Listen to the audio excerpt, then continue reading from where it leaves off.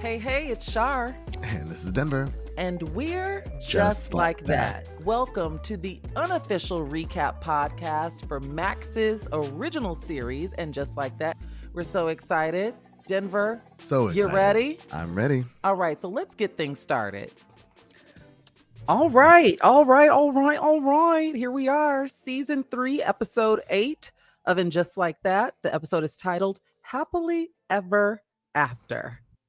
Denver. But were we? Shar. Now, I know we have some stuff to get into, Yes. but I have to say, I was not happy with this week's episode. Really? Why not? Yeah, it was short, number Okay. one. And I feel like overall, I could have just had a V8. And I'll explain why Okay. later. I'll get more into it later. Okay. Now I remember you were telling me not too long ago that you had something to say about last week's episode. Yeah, so I was on Saturday when I was running errands, I decided to listen to the Writers Room podcast. Sorry, my camera's wobbly. I keep shaking my laptop. And full disclosure, I actually drank for this, so if I'm a little out of it, that's why. You drank? It's been a long day. It's been a long day. Okay, and I'm over here having a golden berry smoothie. You said what? Said there's tequila in this cup, so just okay. So we're on opposite ends of the spectrum. We are tonight. We are. Your day was long, and my day was hard. So, in fairness, I have to be up at the ass crack of dawn to be on camera and interview 2 people, and I still have additional research to do when we're done with this. But can you tell us who they are real quick? No. You gotta tune into Glad's Instagram at 9 a.m. Oh well, but by the time they hear this, it'll be over. So just go to their Instagram page and see. There's some movers and shakers from the motherland that I'll be talking to. Oh, which motherland? Because that's a hot debate on the socials right now. They still doing diaspora wars. Now it's like the foundational Black Americans versus everybody else. That conversation. Yeah. Yes. Well, my motherland's Tennessee. Okay, no shade. So I was listening to the Writers Room podcast, and I thought of you because you mentioned last week that you were such a fan of when shows put everybody in the scene together. I forgot what they called it on the show, but they said that took almost like I want to say I can't remember if she said 10 days or 10 hours to film. I want to say days. Like it took a long time to film that. Well, I saw somebody and I saw you liked it, but it came up in my feed and it was somebody who works on the show and they were saying that the birthday party took them weeks to film. Yeah. Really? I want to say it took 10 days to film, which I thought was interesting because, in the name of costume and hair and makeup and continuity. And I also learned, I wish I could remember their name, but LTW and Herbert's son that's finding himself, and Charlotte's coworker who both were singing. I'm sorry. I love how you said that. Finding himself. Well, he's finding himself. I think he found it. I was going to say, I think he knows exactly who he is, but we're finding out. Somewhere over the rainbow. We're finding out who he is. But both him and Charlotte's coworker that was tearing up the Tina Turner song, they're like performers, like stage performers, like Broadway. So it was all the more fun. Yeah, it makes sense. So I was like, ooh, let me lock this away and share it with Denver when we record. Yeah. I mean, I can see, the more I think about it, the more I can see how it would take a lot of coordination to film. Excuse me. I can imagine days, but weeks sounds crazy. Yeah, but I think it was like 10 days. I guess that total someone could round up to 2 weeks. And the writers struggled with like all those overlapping storylines and stuff. Like, when you have every member of the cast, every key cast member in one scene, you got to find a reason and still give everybody something to do. So, well, thank God they didn't kill the dog twice. Oh, Denver. Now we have 2 speak pipes this week before we launch into the episode. The first of which is from our friend Nash. Let's listen and see what she has to say. Work. Hey Denver, hey Shar, it's Nash back again. So this episode was kind of meh to me. I'm really kind of over this Seema and the landscaping guy thing. please let's just move that along. I also really am not enjoying how Seema loses her job and now she has to take the subway and get Groupon lashes. It's dramatic. It's weird. It's not realistic. I mean, hell, I can go to a regular old appointment. Groupon lashes, getting an eye infection. Come on. And also, question for you both. How would you like to see Aidan exit? I'm more so leaning towards a carbon monoxide accident a la Midsummer, Wyatt goes off the deep end. But, love to hear your thoughts. Bye, y'all. Oh my gosh, nah. Go Denver, go. Well, listen, I agree with you. I think the downfall of Seema is too extreme. Like, and I thought in the beauty world, you would have like a lash girl who would be like, you could call and be like, hey, I'm going through it. Can you do me this time? And I'll get you later because I'm good for it. I've been going to you for years. Isn't that how it works in the beauty world, Shar? I mean, correct me if I'm wrong. It can. It's typically, you can have a barter if you're system. a boss bitch like Seema. You got no reserves, no savings, no rainy day fund. I mean, I would think a woman who has been by herself for so long would have prepared for like a rainy day. Yeah. Because you have nobody else to depend on, right? Am I wrong in thinking that? I mean, no, you're not wrong. And I honestly hadn't even paid attention to how steep like the fall of Seema, I'm using air quotes for those listening and not watching on YouTube, the fall of Seema has been with, taking the train. And I think I just chalked it up to, she's saving for the Patel company that she's doing, like her company. No, good point. Maybe after the bank loan and they're going through her transactions, she's like, I have to pull these transactions She out. stopped all of the extravagant spending. And also to Nash's point about Adam, there are a lot of people that do not like Adam for Seema. I was reading some of our YouTube comments and there was someone, I wish I could remember their name. Please forgive me because, I do the voice notes. But she was just saying that like she doesn't find it like appealing. Like Adam needs a bath. I read that. Yeah, he's dusty. He needs a bath and she doesn't like and I guess, what, it can veer into the conversation of successful women dating down instead of dating up. But I think but is it his company? Is that really down though? If he's the company owner? It is. I think but it goes hand in hand with his appearance, I think. And I also think that Seema's at a stage in her life right now. That character is looking for a soft place to land. Because she's tried, we've seen her do a little bit of everything, and she's just looking for a soft place to land. So thank you, Nash. Well, as far as Aidan's exit, we got to answer that. Oh gosh, yes, thank you. She didn't kill him off. Carbon monoxide. What would I would be fine with like a tractor accident. Oh my gosh. Now listen, I want Aidan gone, but I don't want him dead. Well, I mean, okay, you're right. I got caught up on the dead thing. You know what? I think that I would prefer if he was like, you know what? Me and Kathy decided it was best for our family if we try to give Wyatt a stable unit. So we're going to try again. I could see him pulling some shit like that. I want Carrie to dump him. I want Carrie to dump him. I don't want him to have the agency to walk away. I think for storytelling purposes, I need Carrie to have a moment of clarity because I don't want her wondering what she did wrong if Aidan breaks up with her.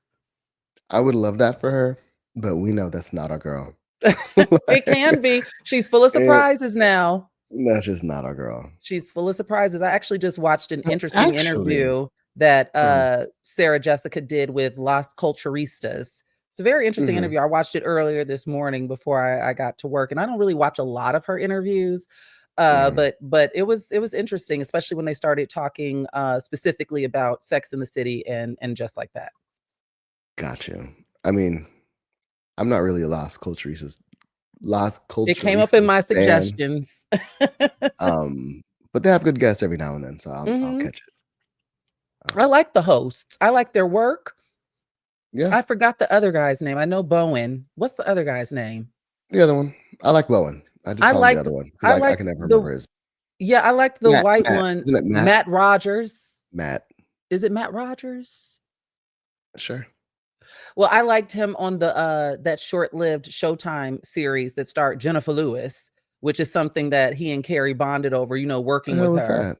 What show was that? It was a show where Jennifer Lewis was like the CEO, like the head bitch in charge of like the home shopping network. It lasted one season. It just came out a few years ago. Like I want to say 2022, 2023-ish. It's pretty good. Molly Shannon's in it. Oh shit. Yeah, it's I missed pretty, that. it's pretty cute. My It's damn pretty TV. cute. TV as a whole has been pissing me off, and I know where I'm going off because with the Sandman coming back and Stranger Things, all of these 10 episode seasons over 10 years, it's wearing me out. Like it's Well, wearing me out. budget's about to be And real and tight. and I don't know how we got here. We got here because the budget and It's people not the shedding. budget. I mean, people don't pour It's not the into. budget. I think you and I both know screenwriters and creative people who have fresh new ideas, and people are simply not willing. The people who greenlight things are simply unwilling to take a risk on anything new. So they regurgitate, they reboot, they remake, they reshape things that have already been garnered or deemed success. Because I know plenty of people. I'm not even that mad at that. Like I'm not. It's just the output versus the time. Because by the time a season of a show on streaming comes out, like I just saw we're getting The Last of Us season 3 in 2027. Never watched it, but I'm aware of it. We're getting 10 episodes in 2027. We're in 25.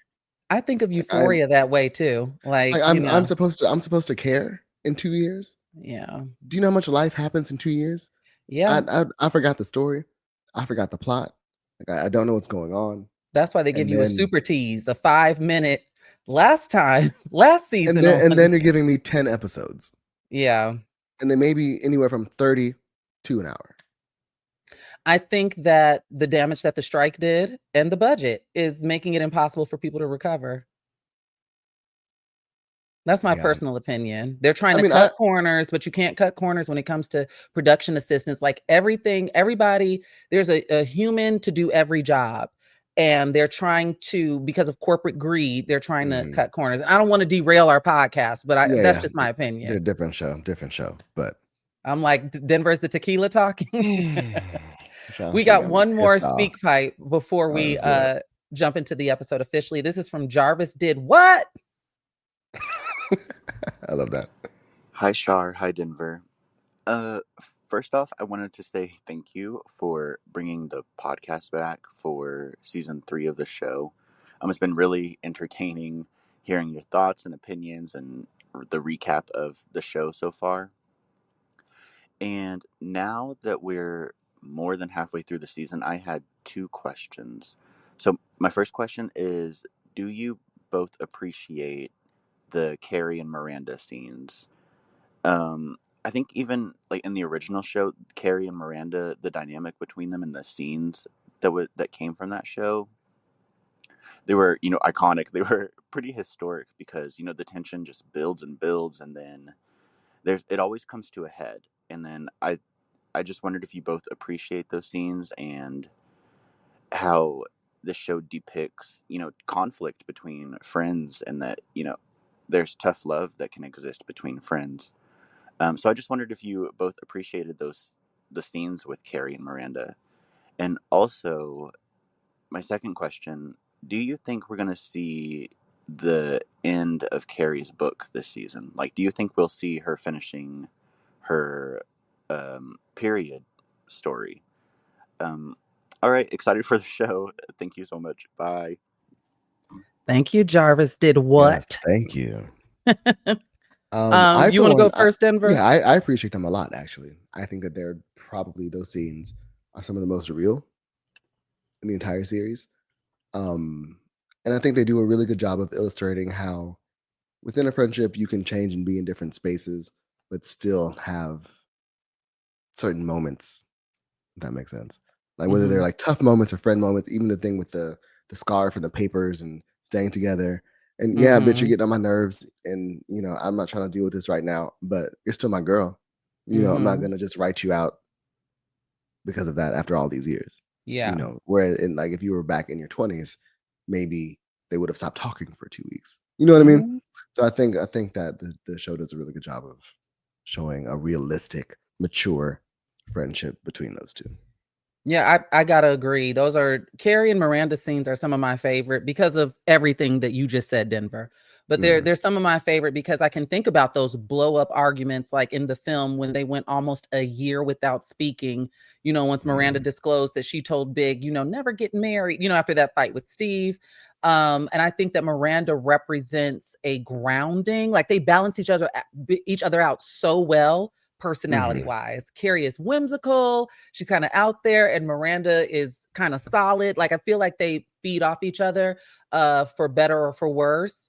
And it's a nice reflection of how inconsistent friendships can sometimes be, but the ones that are worthwhile always pan out in the end. Like they're worthwhile, and it's an interesting examination because oftentimes people do close the door, and not everything calls for that. And to your point, I think it's maturity, but also we see with both Carrie and Miranda, there's vulnerability there. There's transparency. There's honesty.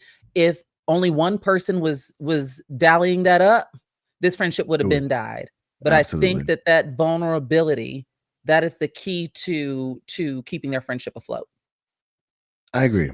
And Jarvis's second question was, do you think Carrie her book is gonna be completed this season? I never thought about it. I think it is. Do you? Yeah, I think it's going to wrap up. This season's going to wrap up with a nice little bow on it. I don't think that Carrie's book is going to be a cliffhanger. Okay. I don't know if we'll see it published, but I feel like that the galley copy will be done. I don't know if we'll see like Carrie in a bookstore, with it published, but I do think that the story will be complete. Yes. Okay. Because it's mirroring so much. I never thought about it, but it would make the most sense. Yeah. But, well, are you ready to? We're almost 20 minutes into the show. Yeah, it's fine because it was a short ass episode, so there's really not a lot to go over. Yeah, honestly.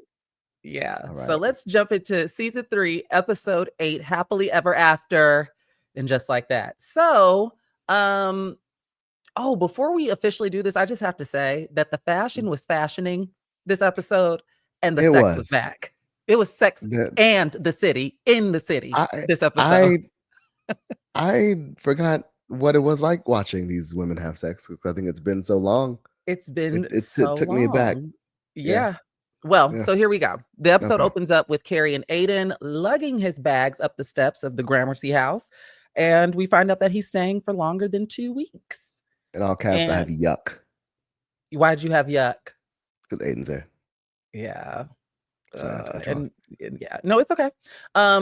And we walk in the closet. When he walks in the closet, he slides all of her stuff to the side. And Carrie's like, I don't do horror movies, but he was making a joke. And I saw that the Just Like That Instagram showed that it was a callback to when they first dated in the series. He recommended moving some of her stuff over for space. And Carrie is like this close up on Carrie's face, like in sheer horror. So it's like a play on the series. Yeah. If you look at their Instagram, when we're done, I can send it to you when we're done. It's kind of funny. And go ahead. I was just going to say, I have to say, I like how it seems like this season, they're looping a lot more things in. Like they tested the water last season, and this season, it's like every episode is like, I'm remembering things Yeah, that's smart. But I was going to say is, did you see the 80 house tour of Carrie's house? I did. I didn't watch it yet. Is it worth watching? Chef's kiss. Well, that is a gorgeous set. A gorgeous set. Okay, it's a set. Okay.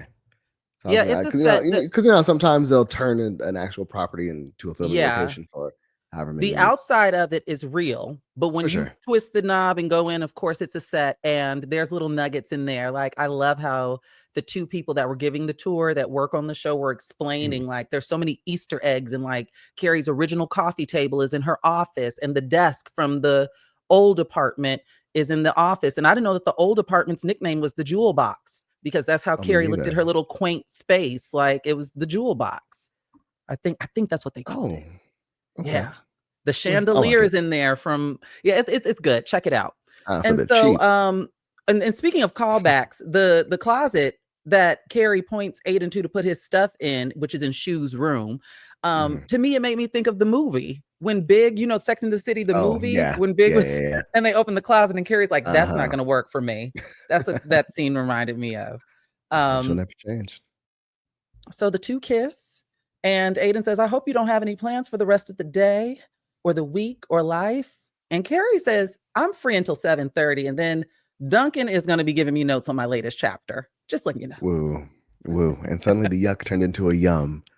Because I was like, please let this be foreshadowing how she just abruptly cuts him off for this man. Everything is foreshadowing in this show. I know. Our next scene, we get LTW and Charlotte walking and chatting. Oh, wait, no. I jumped too far ahead. No, Harry. So our next scene, yes, is Harry in bed.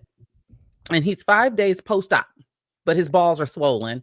LTW is there. She's paying a visit to, check in on him. And she comes bearing gifts. And they happen to be jumbo macadamia nuts from Hawaii. Big nuts. Now, two things. Go ahead, Denver. One, I knew it was coming. This outfit, LTW's outfit, like insane. The fashion was out of control. Elephant, that orange and blue. It took my mind off of Harry's big nuts. Yeah. Which brings me back. I'm so happy his surgery went well. Like, I'm so glad that they kind of skipped through the trauma of it all and just brought us on the other side. Same. I was looking at that elephant and I was like, I hope her mother-in-law isn't in this episode because elephants are for Delta Sigma Theta. We don't know if LTW is in a sorority, but her mom's an AKA. Yeah. So yeah, she gives him the nuts, and then we get the next scene. LTW and Charlotte are walking and chatting, and Charlotte asks how things are going with LTW's docuseries. And LTW reveals that, things are going well, but she's had a sex dream about Marion, and it was a very explicit dream. And she woke up and she was just so turned on. And she also wonders why this is happening because she has a great sex life with Herbert. In this scene, Charlotte reassures her that there's no big deal about having dreams because it has nothing to do with reality, which I disagree with. And really? Charlotte even admitted that she occasionally has them. Now, before we continue this scene, I have to say something about their dynamic. I love that Charlotte appears to be the grounding source for LTW because I don't associate Charlotte with that because she always needs to be brought down to the ground. So seeing her operate, she operates in a different capacity with LTW than she does with Carrie and Miranda. It's like she plays different roles and with different friendships, which is also a reflection of reality. I mean, sort of, but I feel like, to your point, Charlotte should have been like, oh no, you can't do that. Like that's kind of what I was expecting. So the fact that she wasn't, and I know I complained about Charlotte earlier in the season. She's always kind of out there, so it was kind of refreshing. But it kind of caught me off guard.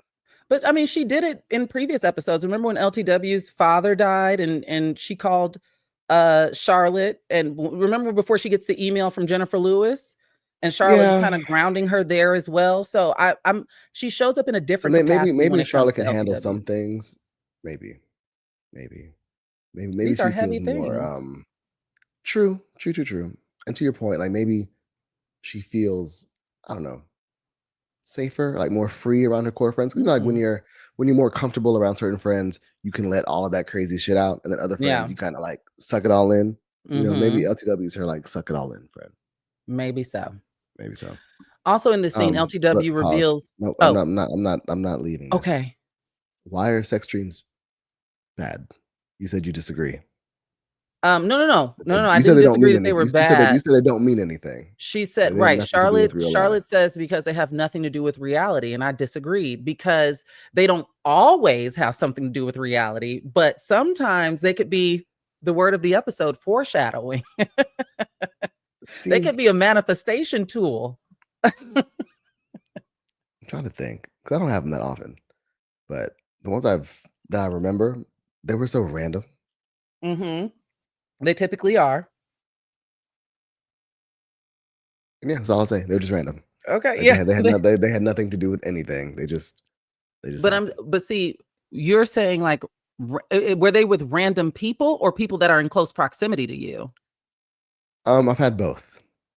When you've had them with people in close proximity to you, was there already some energy there, like LTW and Marion? See, that's what I think is the difference. That's what I think is No. the difference. There's some energy there between them. I've had I'm like, why are you here? Like I've woken up like, what the fuck? And that's different, Denver. Because even in this scene, Charlotte admits that, I have that Charlotte keeps putting fires out because she says that even she's had, sex dreams.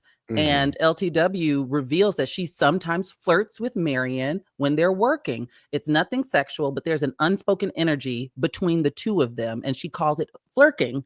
Flirting and working, flirking. Flirting. I And like that's it. the difference. I'm into it. Yeah, Yeah, I flirted before. I have you flirted? I mean, I flirt have definitely with everybody. I flirted mean, I flirt with before. everybody. I flirt my way through everything. Like I just, Yeah, I have definitely if you're flirted cute, before. I flirt. Played Probably, a dangerous game. Probably flirt in my dreams too. So Okay. in my sex dreams. Well, you wouldn't be flirting. You'd be. Well, I'm not going to use profanity. Well, and the one matter of fact, no, I'm not gonna ask you that. I was gonna say, do you have a favorite sex dream that you've ever had? One that like kind of stuck with you? Yes, I can still remember it vividly, and it was years ago. Years ago. Yes, I do actually. Do you know the person? Yeah. Are you in contact with the person? No. Have you told this person about the dream? No. Did I? No. No. I never told him. I can tell you mine. It happened when I was like 14, 15. I'm not gonna say who was in it, but it was like that intense. I remember every single detail. Yeah. Subconscious be tearing us up sometimes. Yeah. But I will say I'm not gonna tell you the details, but it was with Will Smith and Jamie Foxx. Oh.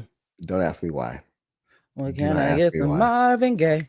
So Luther Vandross, a little Anita. And that's all I'll say. We'll definitely set this. I don't even want to know. Were you Eiffel Towering like Sabrina Carpenter? No, I was doing a lot of things. On hotel stairs at that.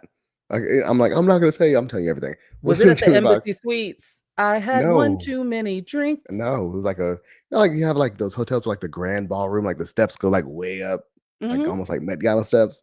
Yeah. It was on those steps and like a red carpet. It was like that's a little voyeuristic, don't you think? Well, had I known then what I know about me now, it probably would have made more sense. Don't act shocked.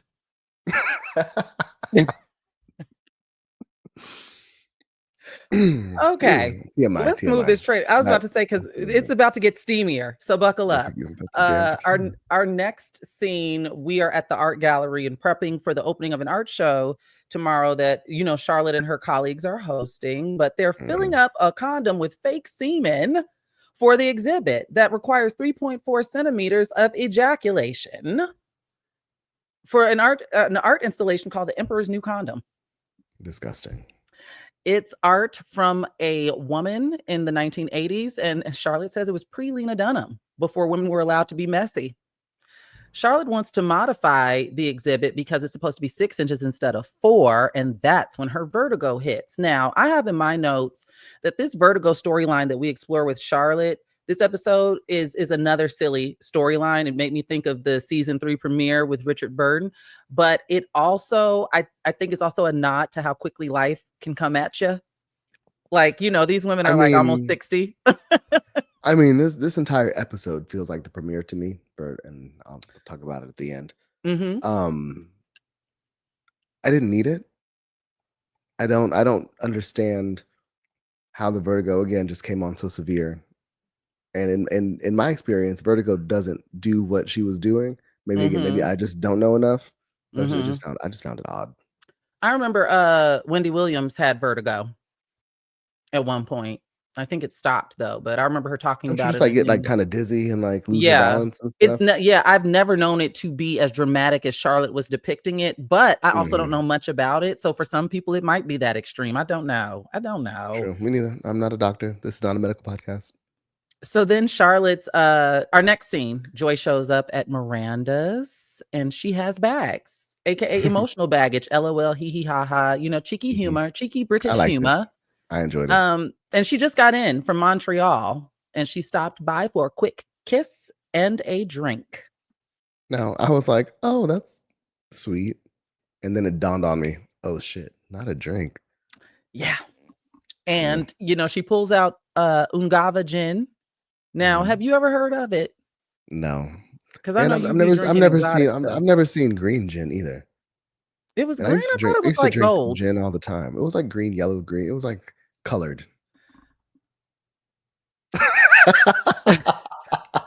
Okay. You got your Japanese. No, I'm just kidding. No, I have beef with gin. Gin is the Really? first time I ever had a drink.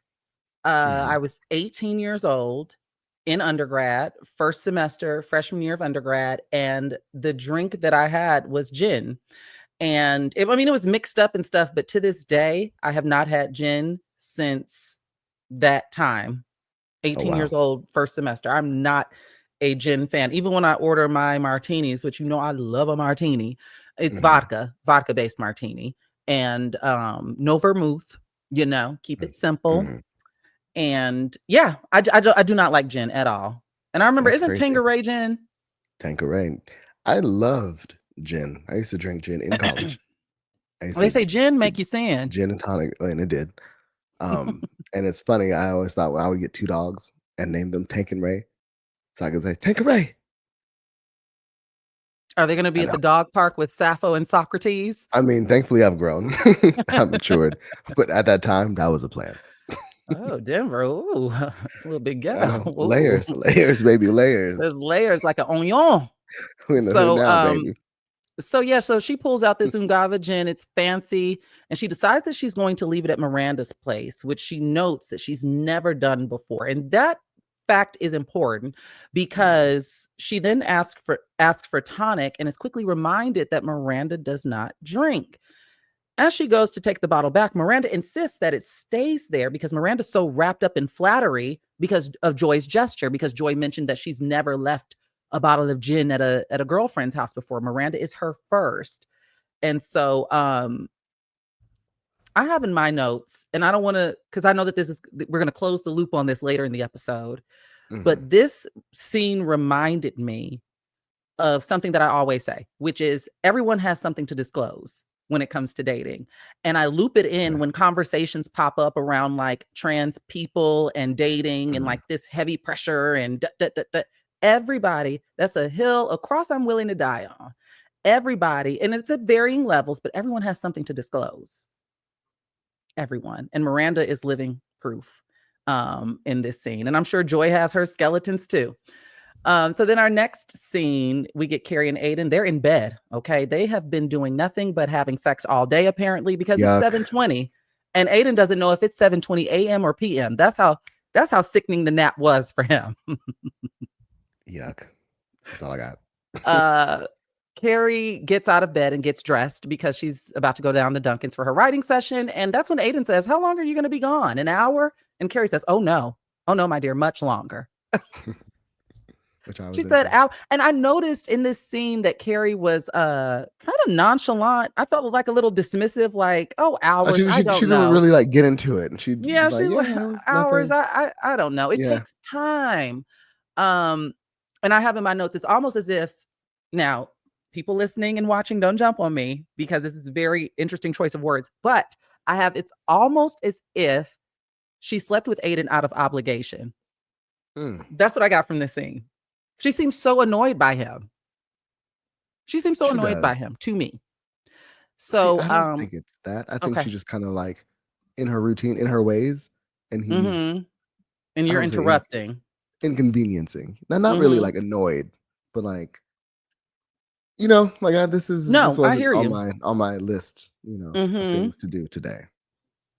I'm grateful she has for the nothing nap, in her. but I didn't need it. Yeah, I didn't either. She has nothing in her place to eat, though, and she suggests that Aidan just go down to the place down the block that they love.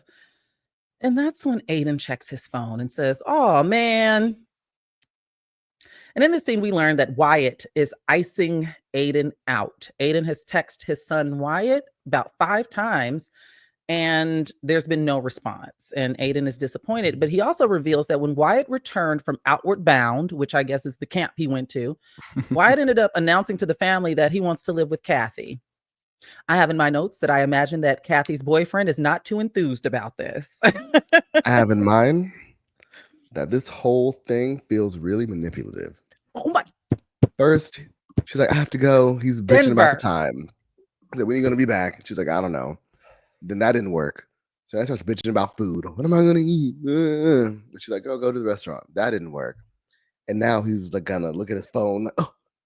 Oh, just the 5 texts I sent Wyatt. It just felt Literally, really, really manipulative, and I wasn't here for it. you and I, we see each other. That's literally in my notes as well. Which on Las Culturistas, Culturistas, I promise I'm just drinking a smoothie. No tequila. See, I'm glad when I stumbled, I was like, damn, they're gonna think I just can't fucking speak. So I'm glad.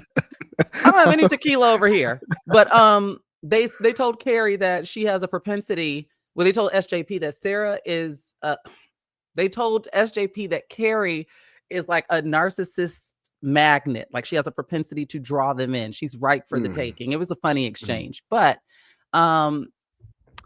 yeah, so he tells Carrie this, and he also reveals in this conversation that, you know, we all know that Tate just turned 21. He's away at college. Homer is at his cousin's house for a month, and Aidan is just in Virginia alone. So he decided, you know, oh, I have another life in New York City. And I have in my notes that this would have agitated me because to me, it communicated that you're here out of convenience and boredom, right? And not because you actually want to be here and be actually visiting me. And that's why he can be there for 2 days. Like Carrie clocks in like, oh, so that's why you're here for more than 2 days. But it just felt so like he needed an off ramp, like he was at home twiddling his thumbs. And I think what blew me is after last week, they were having such like a homegirl conversation on speakerphone. In my mind, they talk regularly. So why is all of this coming out now when I'm about to leave? It just felt really manipulative. It was manipulative. I agree. And I have in my notes, I'm glad that you answered that, because at the end of the scene, I have in my notes, I was going to ask you, do you think that Aidan pulled this stunt on purpose because of the timing? But you already answered that. Yeah, and so Carrie asks, I love this. She asks him, why do you think Wyatt wants to live with Kathy full time? I love that she flipped that and asked him, and he's like, oh, he loves her more. So it's more wham, woe is me. And then the icing on top of the manipulative cake is he says, how did I wind up being the bad guy? And that's when Carrie decides to prioritize him, and she cancels her writing session with Duncan so that the two of them, Carrie and Aidan, can go to dinner. And on that note, we're going to take a break because that just hook, line, and sinker. Hook, line, and me off. So now we're back, and wow, what a scene. We get Seema and Adam. They are getting it in. And I have in this scene that Adam really looks like he smells in this scene. Like I'm talking about breath and body. He looks nasty to me. Yeah, he looks nasty to me. It was giving like hot, sweaty session to me. Well, we got two different lenses on that. But what I loved about this scene is that I did applaud, because he gave Seema the orgasm of her life, and they clearly have good chemistry because they're laughing in bed after sex. Seema says she's never laughed like that, you know, afterwards. And yeah, she howled. He notes he did that. But he also notes that he never finished. And I said, do you know how rare it is for a man to prioritize a woman's pleasure over his own when it comes to sexual matters? And this is based off of survey and some personal experience with survey, because they always typically, not 100%, and I'm not talking about every man, oh my God, but it is not unusual or uncommon for men to prioritize themselves and not be fully invested in pleasing their partner. Yeah, that's what I hear from the women folk. I wouldn't know. One thing I did have written down was that despite not finishing, he looked really satisfied. Like he looked very proud of himself. He was like, lover. Yeah, a good lover. I did that. I did that. Yeah, I did that. She said, who are you? Now, I may have asked that once or twice. I'm like, I'm not going to get into I'm Oh, you gonna gonna do? Oh, that's what we're doing. Oh, you think? Oh, okay. I'm gonna clamp my tongue. I'm not gonna say it. I'm not gonna say it. I'm gonna And move then right along. he dug in that armpit, and that seems to be a thing with guys that I've come across on the internet. I Um, we're gonna get into that at dinner, okay? Because okay, I have some things to say. all right. Well, But nevertheless, I do have it all caps, claps for my girl because she needed that. yeah, I mean, I was literally She needed applauding. I that. was happy for her. She needed that big O. She needed that. She deserved it. She She deserved it. deserved it. So then we get the next scene and it's morning and LTW has apparently just woken up from another sex dream with Marion because she is hot and ready like a Little Caesar's pizza. Okay? She is all over Herbert. You're so hot. Put it in me. Like she's ready. Guilt. It's guilt. It's not. She's not ready. It's guilt. I don't think it's guilt. That's I don't think the guilt. guilt shows up till later. I think she needed to show herself that she's still into her husband and that she's doing it with the person she's supposed to be doing it with. That was Yeah. guilt. Yeah, That that's was gonna more so for her. So when he, well, oh, I was saying, so when he's awoken from his slumber and he's like, I have to pee, and he killed the mood. so that's what pisses me off. Like he's like, she removes her pajama bottoms. He's caught off guard. He's like, "Is it my birthday?" But that was also funny She because was if you've overdoing ever it. You're had, so hot. You're only saying but that because you need to remind yourself that because but you're dreaming of another man. he doesn't know that. And she told Charlotte earlier that they have a healthy sex life. So it's Yeah, like, let's but it's get not it, that. let's get it popping. But yeah, Let's but get it's it not that. popping. It's not that. You're only doing that But he because you doesn't feel know guilty. that. That's what I'm But saying. He she doesn't. does. That's why I couldn't even be like, okay, go girl, because I know why you're doing it. So if your partner were to do something different like that, you would question it instead of just leaning into it. Like maybe my partner appreciates me or I would what? lean into it because I would lean into it, but I'd also be like, okay, what's going on? Like, we've been in the same bed for X amount of years. This ain't never something's different. Something is Yeah. different, and it's not me, and it's not you. So I'm not gonna say Well, anything, but now my antennas are perked a little bit. yeah. Well, Personally, I hear you. I definitely laughed and was annoyed when he killed the mood, talking about like, first of all, we're hearing you in the bathroom and you're talking about add toilet paper to the shopping list. Like, I'm not, and of well, course, she's like, I'll get it after work. Like, so as a man, when you wake up in the morning, I have to pee. I completely understand. I'm like, yeah. well, if you, for me, I can only speak for me, but if I have to pee and sex is happening, like I can't get to anything until I pee. Some people want you So to pee in them. that's a different conversation. But as now, if it's like, give me 1 second, go pee, come back, and Yeah. most guys that I've done it with, they're guys they completely understand. Like it's like, oh, Yeah. go pee and the mood's not killed. Most That people didn't have to pee in the really morning, first thing in the like. morning. Oh, especially I me. don't think But that's yeah, exclusive we've to talked about this. I men. pee 1,000 times a day. Yeah. But I'm saying like in as an impetus to sex, like if you're trying to work with it, it's gotta be empty. It can't be Yeah, full. for sure. So that didn't piss me off. It was him in the bathroom giving her shit to do that killed the mood. Yeah, the That's shopping where I was list, it was like, like oh God. they even I was changed the on your side. music on that scene. I was like, come on. Our next scene, we get LTW, and Marion are having lunch, and he is having papaya, which is major jump off of the screen sexual innuendo. Because everybody know what Indeed. papaya is symbolic of. Well, you know what? I have in my notes. I can't say that I've ever eaten a papaya. Me either. They don't look appetizing. It's something about the seeds that, like, the colors are too stark for me. Bright orange and then them black Yeah. seeds, like, and And also then I it seems had like it would be too sweet, like melon adjacent, and I don't like melon at all. Yeah, and then I had like a guttural reaction because I don't watch Love Island, but I'm so tired of hearing about it. So I'm like, more papaya. I'm eyeing papaya the whole like papaya Oh, is they have just papaya on everywhere. Love Island. They have some girl Amaya Papaya. I think she won. Oh, I know the name So Amaya, I've but I just didn't know they been called her Amaya Papaya. I don't know why, but that's all I've been hearing in the reading for however many weeks. I was like, and it just ended. Well, I was like, ugh. But anyway, yeah, like I personal said, problem. papayas are major sexual innuendo, and he offers Lisa some. Would you like some? And she says, I'm fine with my usual everyday kale salad, no croutons, dressing on the side. Doing too much. Marion then reveals that he couldn't bring himself to order another boring salad. He just wanted something different. Do you ever want something different? LTW is like, nope, never. I'm fine with what I have. This is all, read between the lines. So then he goes on to say that he was just thinking about the two of them last night and how they're always together, talking about how they're going to get Michelle Obama to do the series. And LTW's like, yes, we always are talking in here talking. And then he invites her. Oh, I should mention when he was eating the papaya, he's like slurping it. Like they were laying it on thick. He knows exactly what he's doing. Well, he then invites her to a screening of Naima Ramos's new documentary, aka a movie date, and she shoots the idea down because she's busy. She has every intention on going to Charlotte's art gallery showing. I was gonna say, but this it was very wouldn't. you. I mean, that was very you. It was very you. I got chuckled. Well, yeah, because he was like, I didn't even tell you the date. Like, she's like, I'm busy. I'm busy.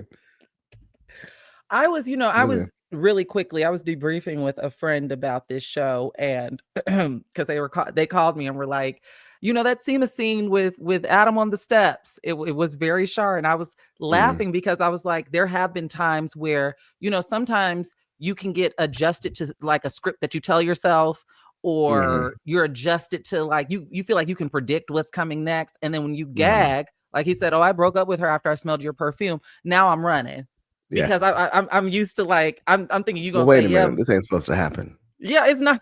Like, now I'm like in fight or flight. So that was funny to talk to a friend about. But anyway, he goes on to say that, so he invites her to this documentary screening. She shoots it down, and he said, she says, it wouldn't be right if I went to a movie with you. I just made a promise to her. I made a promise. It was like she was reminding herself that she made a promise, but it was, innuendo, she made a promise to Herbert. That's who she made a promise to. And God. And Marion reveals that the documentary is produced by the Obamas, and one of their development executives are going to be there. He knows her and he wants to introduce them. Now LTW that changes everything. Girl, go. Hell yeah. Girl, go. Hell yeah. Go. So then we get LTW at home. I loved every jumpsuit. Oh my God. Charlotte in the gallery earlier in the episode. LTW, I don't know what this contraption was that she was rocking in this scene, but I loved it. I loved it. The big red orange. So I was cracking up at this scene because Nicole Ari Parker is a hilarious actress, and I love how she's floundering in the kitchen talking about this work thing. She says she has a work thing like 8 times. Frazzled. Convince hope. And she says it's a movie that mommy has to see. I'm not even changing clothes. That's how much I don't care about looking good tonight. She's frazzled. I also love the part where Herbert said, I thought we were going to dinner and Charlotte's, and LTW says something like, I'm not neglecting you or abandoning you. And she points to the daughter like, why are we having this conversation? And he's like, he wasn't even talking about that. He was talking about Charlotte. Right. But it to me, it shows the dynamic in their marriage that annoys me the most.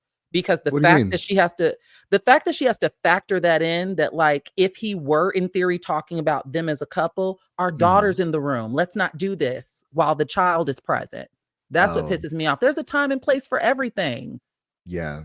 No, the kids know. They know everything. They know, but I'm saying even if they do know, Denver, there is a time and a place for everything. And you don't have adult conversations about your marriage in front of your 10-year-old daughter. I just don't think it's appropriate.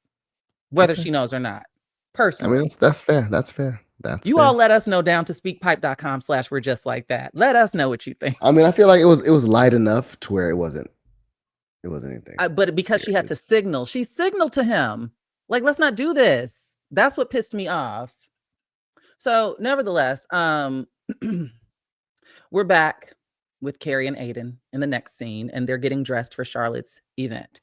Carrie asks Aidan what's in all of his bags. Now, this is a question that she asked at the beginning of the episode when they were lugging them up the steps, and he made a joke and said like something like his guns and furs were in there.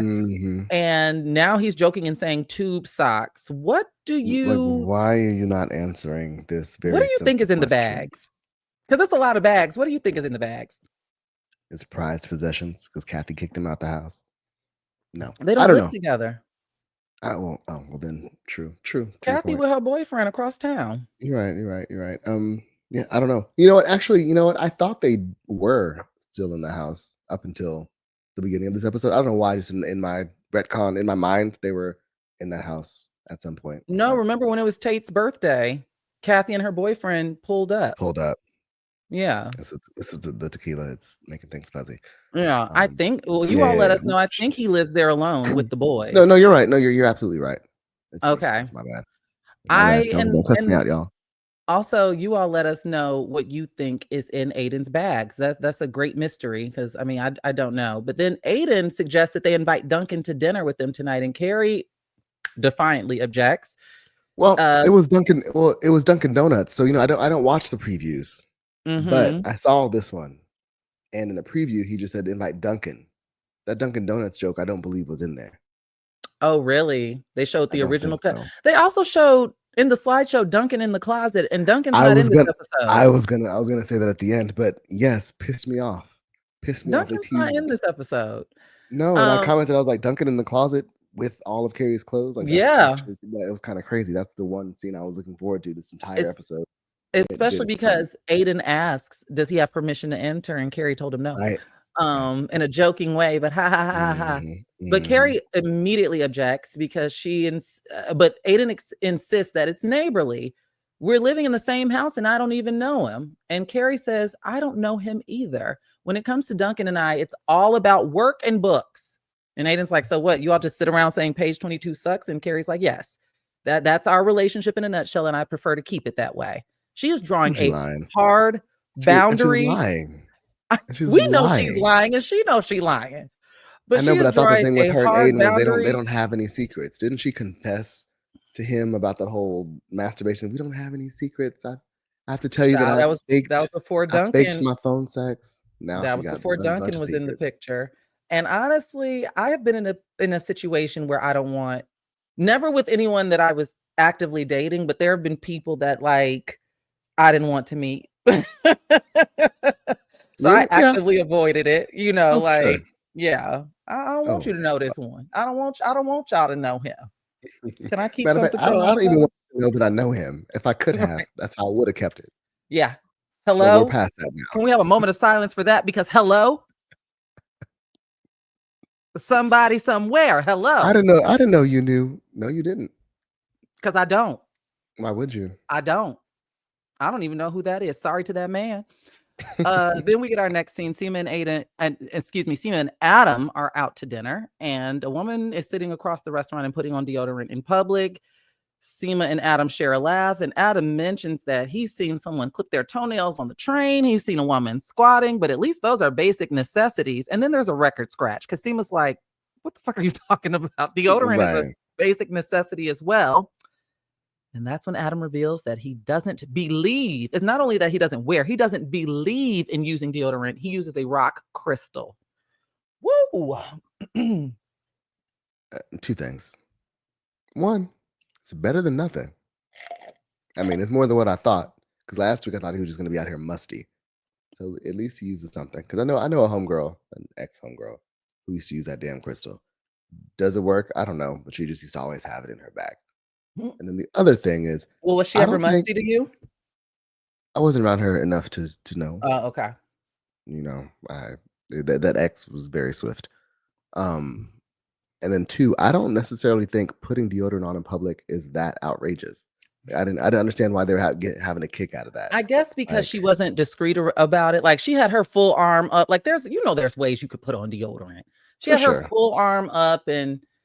Yeah, but I mean, I would rather her, especially a Seema, like a woman, like put it on before your day gets here because you clearly need it. Put it on before my meal arrives at this table. I mean, just put it on, like just do it. Well, he's a crystal guy, and then they have some deodorant banter, and Seema's not backing down. She's like, "Baby, I got travel size in my purse right now," and that's when we see the waiter come in frame, and he hands the check to Mr. Karma, and Seema's like, Mr. Who? What's your name? And Adam ends up revealing that his mom changed their family name when he was in 7th grade because she wanted him and his sister to always remember what's important. And that just informs everything I need to know about Adam. He comes from a hippy dippy family. Yeah. He comes from a very flower child family. It was so random. Like it was one of those, another thing in this episode where I feel like, why? Like what just why? Just another thing.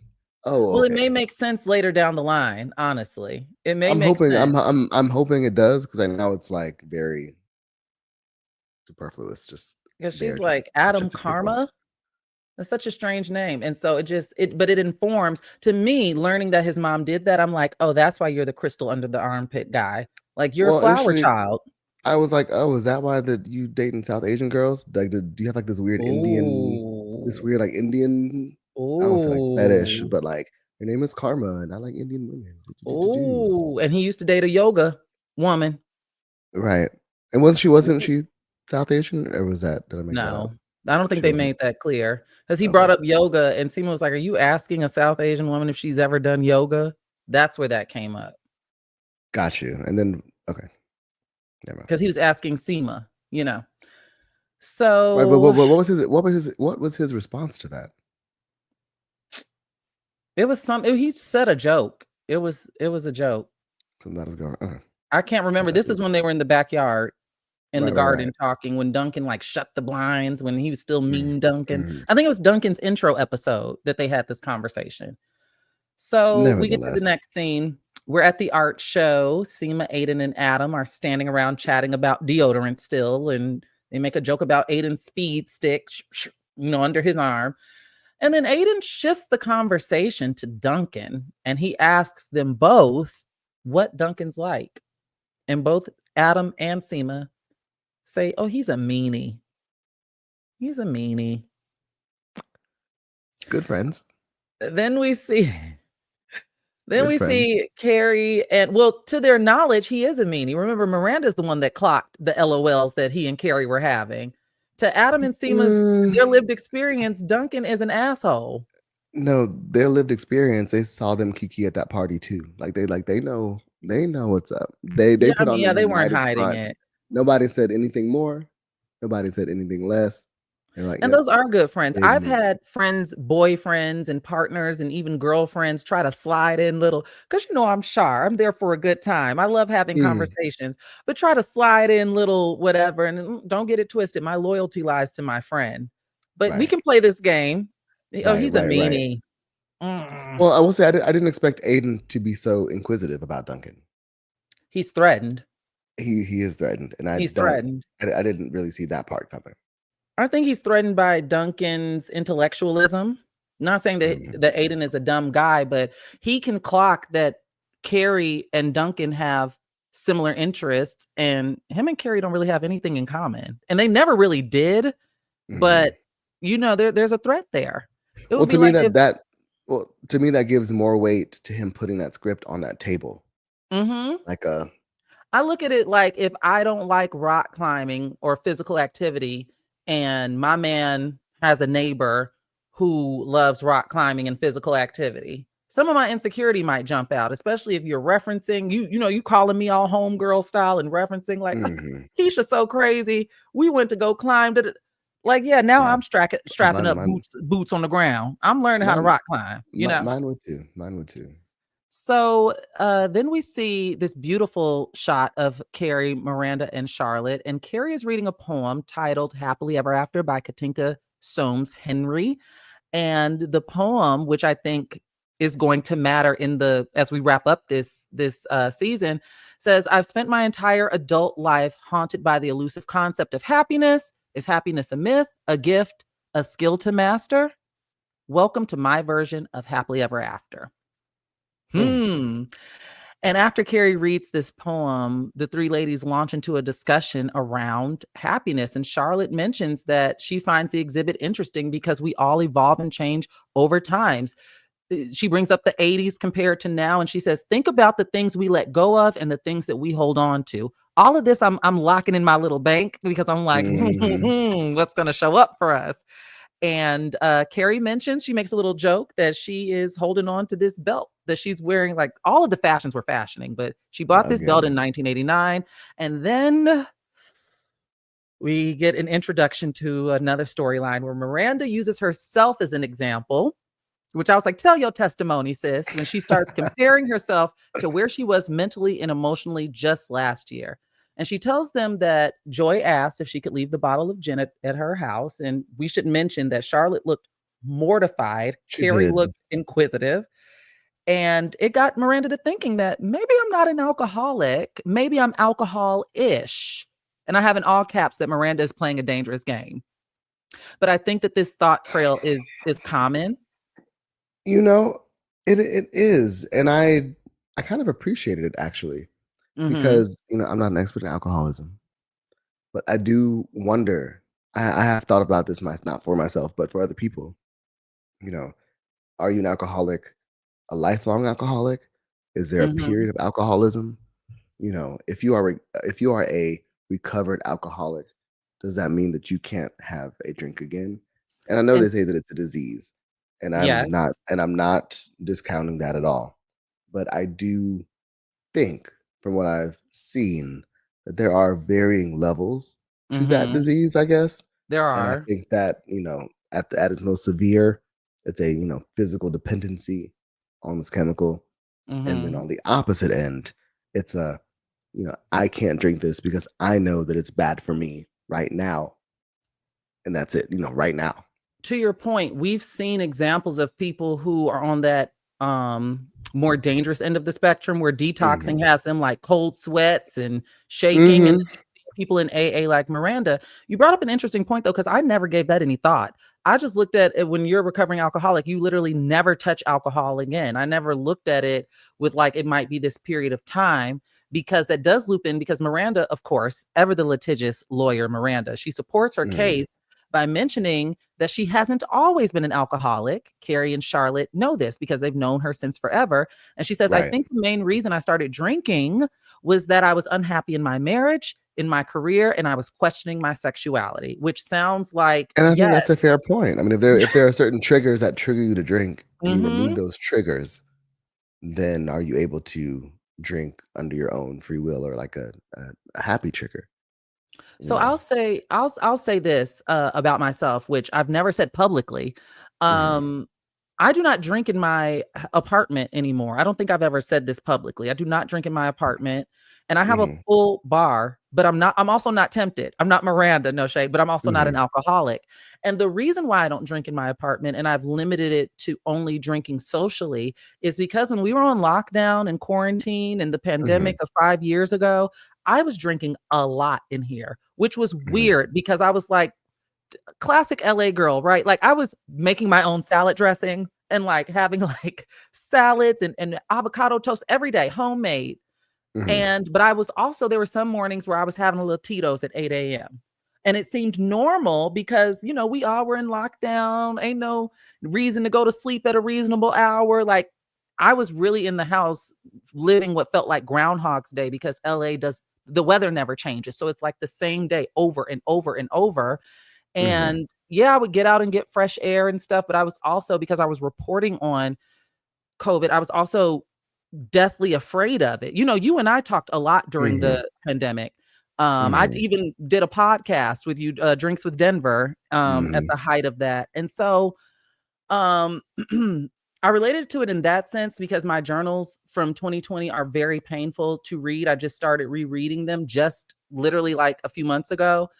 And I was going through a lot at the time, and there were circumstances that drove me to drink. There were people in my life who were affecting me to the point where I was looking for an escape. I was dealing with insomnia and couldn't go to sleep. And so, yeah, I was having a little vodka to go to sleep then. Like so it was a Mhm. slippery, slippery slope that I could have went down, but I have lost any and all interest. I do not want to drink alone, and I do not Mhm. want to drink in my apartment, and I have not had a drink by myself in my apartment in 5 years, and I don't see that changing. Mhm.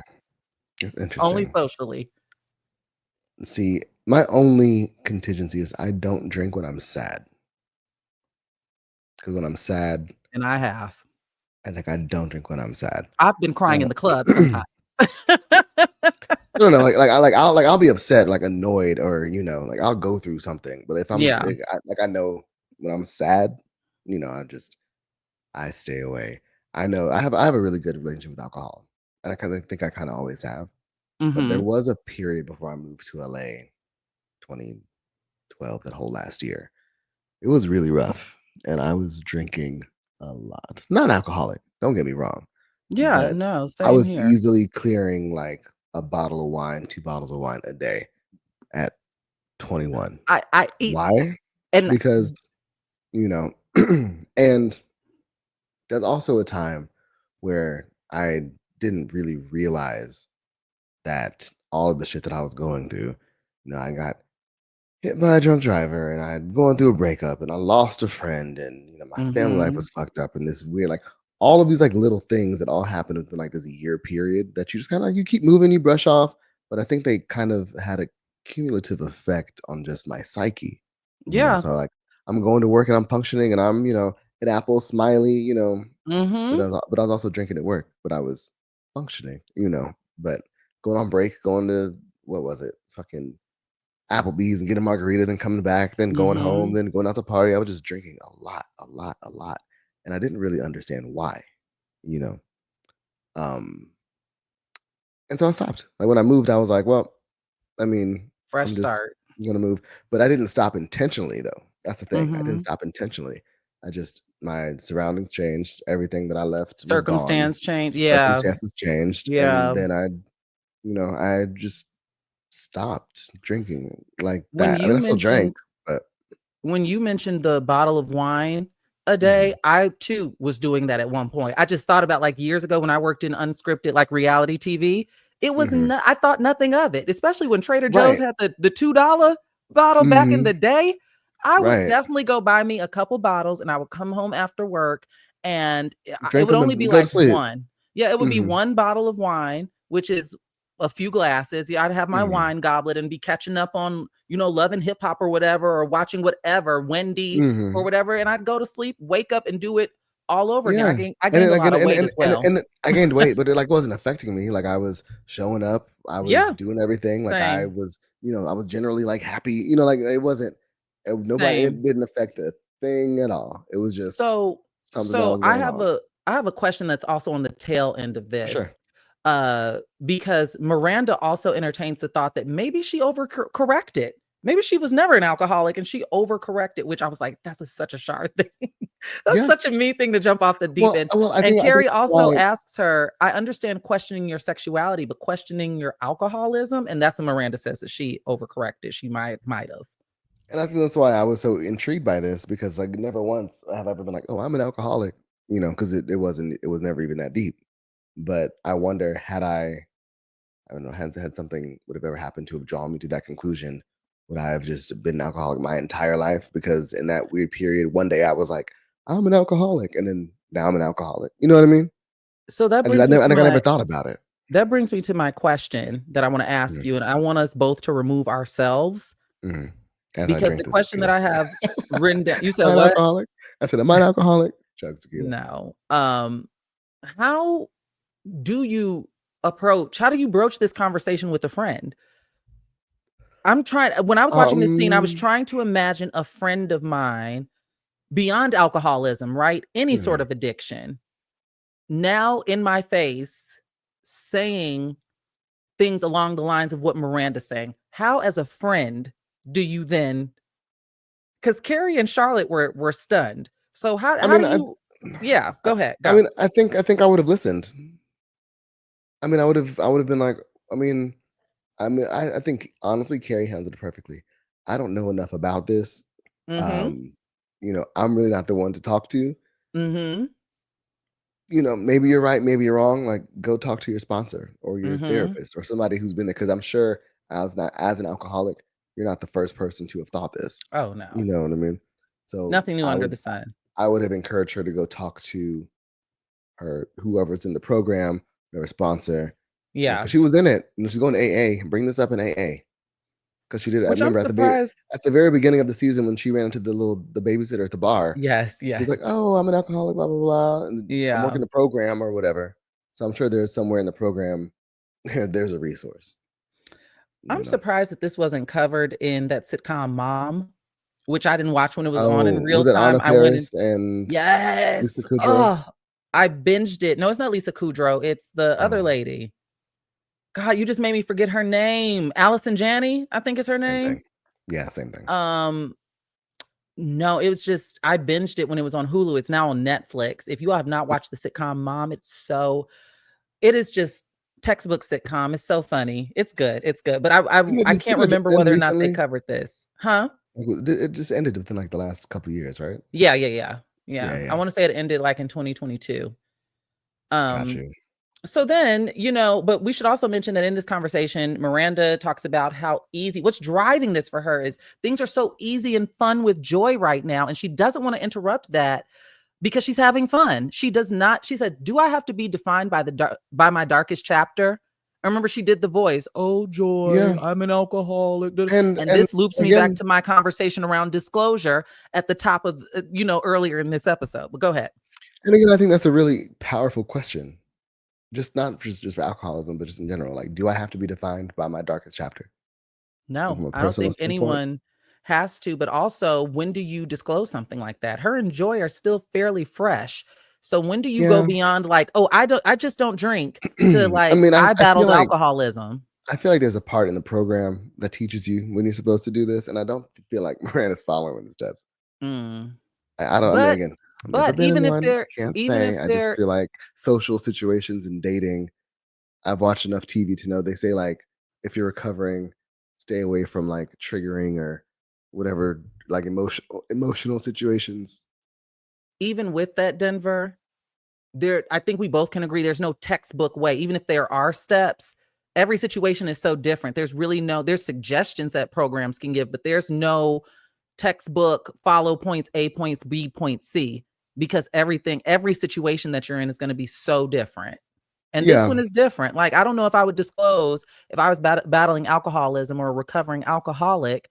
I don't know if I would disclose that to someone who's fresh in my life, especially if Miranda's not like, well, we'll see later this episode, but not like losing yeah. her mind around drinks and No, but so. but I will say for Miranda to have such a thought provoking question to herself, I would expect her to also think, am I having these thoughts because it's something innate within me that I'm questioning myself, or is it because there's somebody in my life who is now making me question? Because if She don't you want to answer that because she having a good. It's because of joy.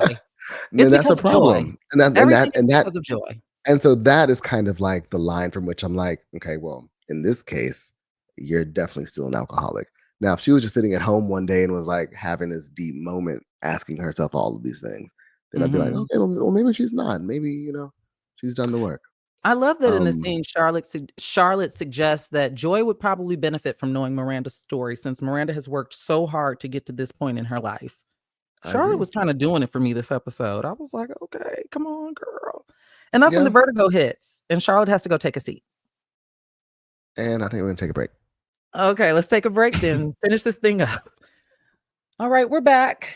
And Mhm. we're still at the art gallery, Charlotte's art showing, and Mr. Andrews is back. For those who don't know, of course, this actor, who his name is Mark in the show, but Denver and I call him Mr. Andrews because Yes. if you've seen Titanic, then you know exactly who he is. But he's chatting with Gia and Giuseppe, and Gia wants to purchase some artwork for Giuseppe, a herring, a Basquiat. And she also reveals that she has been looking at lofts for Giuseppe to move, but he is not interested. He likes his apartment, but he's never there because he spends most of his time at Anthony's. And that's when Gia says, yes, small and old. Then Giuseppe I'm breaks sick of out. her. I am too. I'm ready. Gia don't Wrap it need to up be in next week's episode. at all. Wrap She it needs up. to be back in Italy. So Giuseppe starts speaking Italian, and that's when Mr. Andrew says, oh, I speak a little Italian. You love him. Love who? Warhol or Hockney? And Giuseppe's like, Anthony. I love Anthony. And that's as Anthony walks up. And Gia walks away with Mr. Andrews and throws one last dagger by saying, take me away from this nonsense. Show me something substantial that will last. She's real shady. Yes. Anthony is convinced that she wants him and their relationship dead. So he makes He's this not joke. wrong. He's like, this car was following me. I think she put a hit out on me. Giuseppe suggests to Anthony that he invite Gia to his home and cook for her. And Anthony likes the idea. What did you think about this? Because he's trying to win her over. Because they say when you are in a relationship, well, it's typically when you're married, but when you Mhm. marry someone, you marry the family. You So what do you do. think about this with him trying to win her over? I think it's a waste of time. I think, and also this is where I kind of started to fault Giuseppe. Like your mom is blatantly disrespecting your man, Mm-hmm. you're just like, whatever. Like it's his job to make her like him. Absolutely not. Yeah. Like, stand up to your mom. Some Let's say people this is react that unacceptable. way. Some mama's boys and daddy's girls react that way. But it's But easy. yeah, I Hey, agree with listen, you. love you, cool it, or you gotta go. It's just not cool. Now we're standing around with it's Joy and Miranda and Carrie and Aidan. Joy hands Miranda her champagne glass because she has to go to the restroom. And Miranda, we see her staring and examining this glass, and it looks like she's thinking about taking a sip. And that's when Charlotte spots her and tries to walk over. But before she can stop her, she's like, Miranda, no. The vertigo kicks in so bad that Charlotte ends up falling on the art installation on the mattress with the used condom in front of everyone. I'm just glad that mattress was there because Charlotte's face would have been destroyed if that Yeah. mattress wasn't there. Yeah, fair point. Fair point. Like that vertigo was really bad. Yeah, To your point. I need to Google vertigo because I just don't know enough, clearly. So now we're in the theater with LTW and Marion. And I was like, whoa, that don't sound like no damn documentary playing. You're talking about we had such intense energy. It was her piano Yeah. and my horn. So clearly it's something with What? music. There's a lot of innuendo going on. And things get a little Mhm. steamy because Marion, he moved his knee, touching LTW's leg, and she can't take it anymore. She's about to blow. She gets Literally. I knew as soon as it rolled off my tongue, I was like, She's about Denver to is about to bust. take this to another level. I mean, listen, if his leg touched my leg, I probably would. No, I wish I could say more on this show, but I can't. Yeah. Yeah. So LTW, she decides to leave. At this point, she don't give a damn about Michelle Obama. She has kids and Smart. sells her. Smart. But on her way out, as she's going around Marion, they lock eyes and it lingers. Oh, he knows exactly what he's doing. He knows he fucking with He her. knows. He He knows he tearing is. her up. He knows he He tearing is. her up. Ooh, y'all make me sick. Um, Come on, y'all. so Shout out to men. so then we get LTW. She's in a store picking up that pink seltzer and she calls Charlotte and she's like, bitch, it has gone past flirting. It's now flirting. And Charlotte, of course, is like, you didn't do anything wrong. And in this Hobbled over. conversation, yeah. Oh, yes. We should mention this. Charlotte can barely turn the keys to her own front door. She is like about to like fully crash out. And I was like, well, where's her Bent over like her back is blown. Yeah, Quasimodo. Yeah, Full on and they let her go home Quasimodo. by herself after falling. Like, I would imagine somebody at the gallery Yeah, would have that's a gone home with storyline her. loophole because there's no way that she would have went home solo after No, doing that. no. But then we get Marion is calling. And LGW's like, should I answer? And Charlotte's like, yes, answer. And so Marion is there with Terry Kirk from Higher Ground, which is actually the Obama's production company, which I forgot to text my friend. I have a friend that works at Higher Ground, and I want to know if Terry Kirk is a real person. Like, is this a cameo? And so Terry Kirk is there from Higher Ground, as I mentioned, and now LTW is tasked with pitching the Michelle Obama and her project over the phone. And I have in my notes, that sucks. I always prefer in-person conversations, especially when it comes to talking about business. I just feel in person in general. Like, I Yeah. translate better, I want to see. There's a lot of expression. There's a lot of nonverbal communication. Yes. I do better. And no, Zoom is not a me. substitute. I need No. in person. I prefer in person. Yeah. And so now we're wrapping the episode up. Miranda is at home getting some work done and watching Love Island or whatever it's called in this show, Buy Bingo or whatever. And she decides to grab a snack, a Pepperidge Farm cookie, and she spots Which I love. gin. Yeah. But also, I felt like that brand recognition is just so on par with Miranda. Like Miranda would have a few things of Pepperidge Farm cookies. Oh, for sure. It's just so Miranda. But she spots this bottle of gin, and we could tell that it is tearing her up, right? She's munching on that cookie extra hard. She then grabs the bottle, opens it, smells it. In this moment, I was like, Miranda, no. I was acting like Charlotte at the art gallery. Miranda, no! See, in this moment, I was like, oh, no, girl. You're an alcoholic. So in this moment, like, girl, you got the bottle and you're sniffing it. Yeah, like the she's bottle examining it. It's fiending for you. Yeah, it's like the bottle is like Miranda. Never in my life has there been a bottle where I'm just like, I've only done that like with it just wine when you do the notes. It's the yeah, almond note. when you do that for sure. But like hard no, liquor, that's no. crazy. That's No. crazy. That's crazy. So she even pours some in a glass and is still examining and sniffing it. And then she just like snaps out of it and pours it down the sink and she puts the gin back in the cabinet. She then goes back to her laptop and tries to get back to work, but she can't. She gets up, grabs the bottle of gin and tosses it, walks it outside of her apartment and tosses it in the trash chute. And I was like, girl, after Joy just talked about how expensive and rare that bottle. Now the not telling, telling Joy you're an alcoholic would not have ended your relationship, but breaking that girl's foreign bottle of gin, that'll do it. Because I feel like Joy's the type of person who just not gonna play that. Like she's like, what the fuck do you mean? You know what I mean? This like, rare bottle. I feel like Joy will take that personally. Yeah, and she emphasized how rare and special the bottle is and getting it over the Canadian border and all of this stuff. And that was you could tell that glass was quality glass. The way that it hit the ground, clink, clink, that clink, was some clink, thick clink, clink. glass. Now Miranda's got to go to Canada to replace it before Joy comes back over. And knowing this show, she's a lesbian, so she has like 7 hours. I wouldn't be surprised if in this show we see Miranda in Montreal next episode. And just like that, eh? So then not the A. I'm glad that we're wrapping this up. So our final scene, Carrie and her MacBook. She's working on her book and she is writing about the woman, this woman, this character, finding relief and happiness.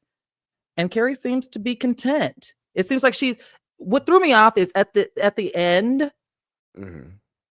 I can't tell if she's talking about Aidan or she's talking about Duncan, but I think it's Aidan because she has not come to terms yet with her. She cannot fully stand in her attraction to Duncan yet. She's not even ready to admit it to herself. And so I think it's about Aidan. And because she's talking about the red bird, how it comes back and it's so assuring. And then the last scene we get is her in the bed. And I couldn't tell, you all let me know. I couldn't tell if Carrie was asleep or if she was just laying there with her eyes open because it's such a quick scene before the credits roll. So that's our final scene. When she was typing, I wasn't sure. Then it cut to them in the bed. And then I was like, okay, so maybe her typing was kind of what LTW was doing. Like she's trying to convince herself that this is, she got a work thing. They definitely have some parallels this episode, her and LTW. Definitely. So Denver, how do you rate this episode? 4. I'll give it 4.5 for Marion and his papaya. It was 33 minutes. Mm-hmm. And I feel like there wasn't really a lot going on. It was definitely one of those transition episodes. For sure. In all honesty, in that very first conversation when LTW and Charlotte were walking, she was like, I had a sex dream that could have easily have been, so Marion invited me to a movie and we touched legs and I've been having these feelings. And that entire storyline could have been summed up in a walk. Like it gave us, didn't do anything. I don't feel like we got anywhere at all. And we didn't see Duncan. There was no like Aidan Duncan confrontation. Aidan was there. They had sex, and then like that could have been. Could have been a phone call. Like nothing happened. So I agree with you to an extent, though, because the way I looked at this episode, I give it. What do I give it out of 10? I didn't even think about this. I give it a 6 out of 10. You gave it a 4. I gave it a 6 because I looked at this episode as introing storylines that'll eventually, because we're just over the halfway mark, that'll be tied up in episodes to come. Like we're going to be referencing certain scenes and certain moments from this particular episode in the coming weeks. I think everything was a setup. The Aidan asking about Duncan and interrogating that, and the host of other things, the Marion thing, I felt like that walk and talk was necessary because we didn't see Marion for like the past 2 episodes. So we got to set that up. The only interaction LTW and Marion had was on the plane when she was getting off. So it was like, I felt that a lot of things in this episode, even though a bit disjointed, I felt like they were necessary because it feels open-ended and I'm interested to see where they're going to land this plane. It feels like a setup. Everything was a setup for we don't know what's going to happen in plot point B. Well, that's how I'm viewing it. What do you think is going to happen with this Vertigo? Do we think it's going to be like a factor? Or do you think it's going to No, be like just some funny device? as I mentioned when we first brought it up, I think it was just one of those storylines that they just threw in for Charlotte. One of those. It made me think of the premiere with Richard Burton and the dog, the crazy Karen. Right, I don't which think the also didn't Vertigo is need. going anywhere, but I think everything. I feel like they didn't have anything to do with Charlotte this episode. But everybody True. else they did. Everybody else they had lots of material to massage. And even with them not having a lot to do with Charlotte this episode, the focus, it was like they gave Charlotte and Harry a break because he's recovering from surgery. See, it feels like to me, with the length and the fact that Oh Boy was in the picture and not in the episode, I feel like this episode got like a last minute recut for some reason. Maybe so. It was, yeah, maybe So so. there's a lot of stuff that just Maybe so. Maybe so. We didn't never make know with sense. these things. And then we had Well, like Adam and Seema, they had sex and they went to dinner and then talked about like it just there was no. well, the dinner was the day after. Okay, so what? Like, how do Because we? this episode takes place over, I think, 2 days, just 2 days. This particular episode, because they talked I about guess. when it was time for Charlotte invited LTW to her gallery show. She said Yeah, tomorrow. No, I'm not disputing the time. I'm just saying like that's all. That's all we're doing. Well, you all Fucking let us know eating. what you think. Yes, Of please course, let in the me know. comments, and of course, let us know at speakpipe.com/we're just like that. Leave us a voice note if you want your voice to be heard. Give us 5 stars. Give us thumbs up down to the YouTube. 5 stars on your favorite podcasting streaming service. Tell a friend. And with that, I guess we'll chat We'll wrap next it week up. for episode We'll 9. chat. We will. Same time, same place. All right. Bye, Bye, y'all. everyone.